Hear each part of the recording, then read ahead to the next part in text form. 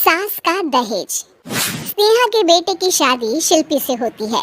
शिल्पी दहेज में हर सामान लेकर आती है जो पहले से ही स्नेहा के घर होता है। ये सामान स्नेहा के पापा ने उसे दिया था। अरे शिल्पी, मेरा टीवी क्यों हटाया? क्यों हटाया मतलब? अरे बड़ा और अपडेटेड टीवी है ये। स्नेहा को गुस्सा आता है और वो शिल्पी के बड़े टीवी के बगल में अपने पुराने जमाने का टीवी भी रख देती है। बड़ी आई अपडेटेड वाला।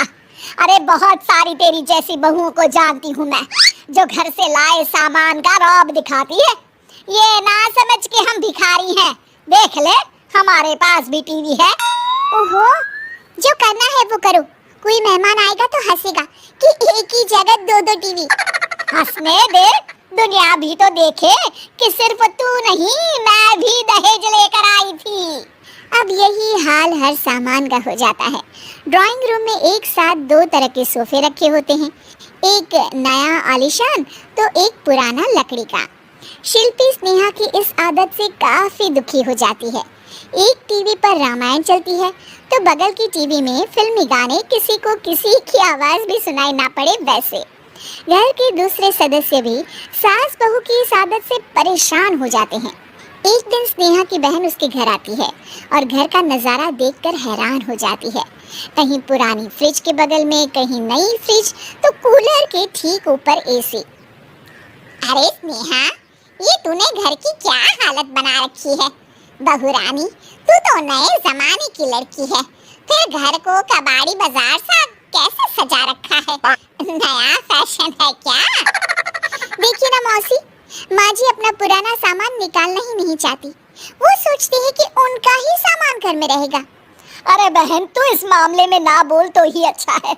मैंने बहुत सी बहुओं को देखा है, अपने लाए सामान पर सास को धौंस दिखाते, और मैं भला किसी की धौंस को क्यों सहन करूं? मेरे पास तो सारा सामान है, और वैसे भी क्या कहते हैं, आल्ड इज गोल्ड। अब क्या था, शिल्पी ये सुनते ही भड़कती है और जोर जोर से चिल्लाने लगती है। वाह माँ जी वाह, जरा अपना सोफा तो देखिए, ऐसा लग रहा है खुदाई से निकला है लकड़ी का। और मेरा सोफा देखिए कैसे लेदर की चमक और गुदगुदा सा है। अरे आपका तो पुराना धुराना सा है। शिल्पी देख, मेरे पिताजी ने जो दिया है वो उनकी निशानी है, उसके बारे में मत बोल। तू तेरा सामान ले जाकर अपने कमरे में रख ले। क्यों क्यों? मैं अपना सामान क्यों कमरे में रखूं? और जो मेरे ससुराल आए वो यही कहे, ओह कितना ओल्ड फैशन घर है। दोनों की बहसा बहसी में मौसी सर पकड़ लेती है। तुम दोनों जब देखो तब लड़ती रहती हो। मैं तो चली किचन में बादाम का शरबत बनाने। सुन, बादाम का सिलबट्टा जो मेरी माँ ने दिया था उसमें पीस लेना। तो शिल्पी बोल पड़ती है, मौसी कसम है आपको, आप मेरे पापा की दी मिक्सी में ही बादाम पीसिएगा। खैर, मौसी तो जाती है किचन में, लेकिन ड्राइंग रूम में सास बहू की बहसा बहसी जारी रहती है। तभी शिल्पी को गुस्सा आ जाता है और वो अपने पापा के दिए सोफे पर जाकर जोर से बैठती है, लेकिन तभी सोफा जोर से आवाज कर टूट जाता है। हे भगवान, ये क्या हुआ? ये सोफा कैसे टूट गया?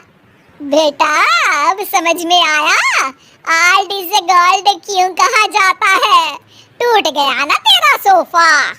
तभी किचन से जोर से आवाज आती है और मौसी काली पीली होकर किचन से बाहर निकलती हैं।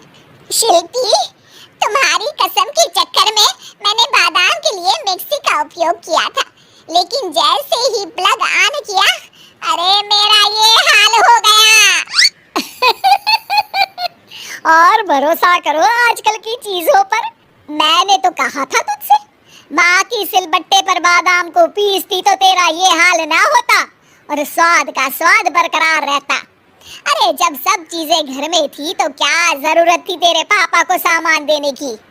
वैसे भी बहू, आजकल दहेज वही मांगता है जिनकी खुद की काबिलियत नहीं होती। आप ठीक कह रही हैं माँ जी।